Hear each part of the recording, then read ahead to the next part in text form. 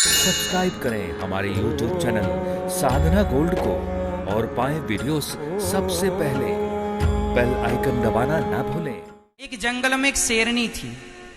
वह शिकार खेलने गई तो रास्ते में उसे गीदड़ का बच्चा मिल गया, नवजात। आज ही गीदड़ का बच्चा पैदा हुआ और उसकी माँ मर गई। तो अपनी माँ के पास वह गीदड़ का बच्चा रो रहा था बैठा हुआ। शेरनी वहां से गई तो शेरनी की दृष्टि पड़ी। शेरनी ने उस गीदड़ के बच्चे को बचाकर अपने घर ले आई, गुफा में ले आई। अपना दूध पिलाया शेरनी ने, अपना दूध पिलाया और अपना दूध पिलाकर शेरनी ने उस गीदड़ के बच्चे को पाल पोस कर बड़ा किया। अच्छा, शेरनी का भी एक शावक था, अपना खुद का शेर था, बेटा था। अब शेरनी का अपना बच्चा शेर और गीदड़ का अपना बच्चा गीदड़, दोनों शेरनी का दूध पी के पले और बढ़े, एक छाया में रहते हैं, एक मां का प्यार दोनों पाते हैं। एक दिन क्या हुआ, शेरनी के घर के पास हाथियों ने अटैक कर दिया। हाथियों का एक झुंड घुस आया और सारा तहस नहस करने लगा, उजाड़ने लगा। शेरनी ने अपने बच्चे शेर को आदेश दिया, जा बेटा जरा हाथी को यहां से भगा।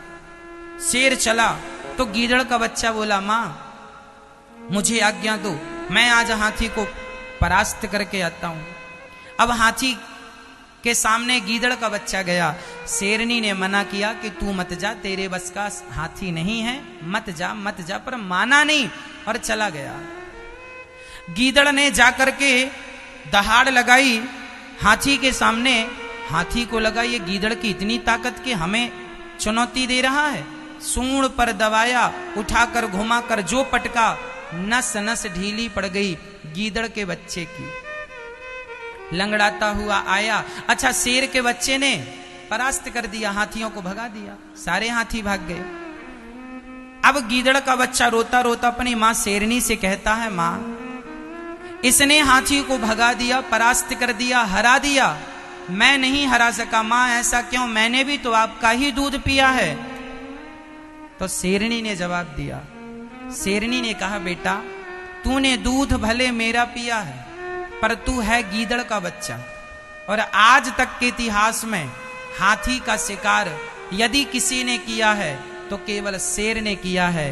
गीदड़ कभी हाथी का शिकार नहीं कर सकता।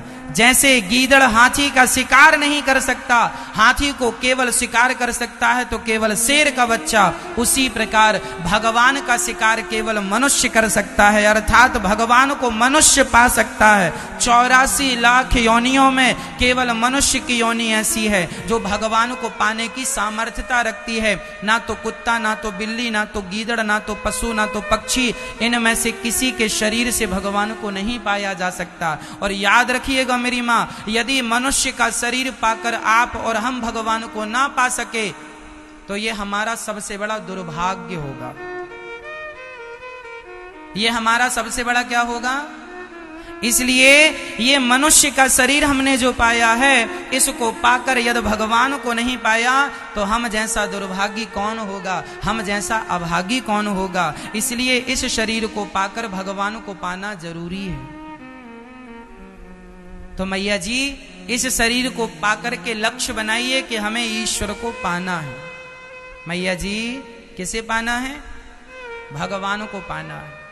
यदि भगवान को पा लिया तो आपका मनुष्य जीवन सफल है, नहीं पाए तो बड़ी कमी है।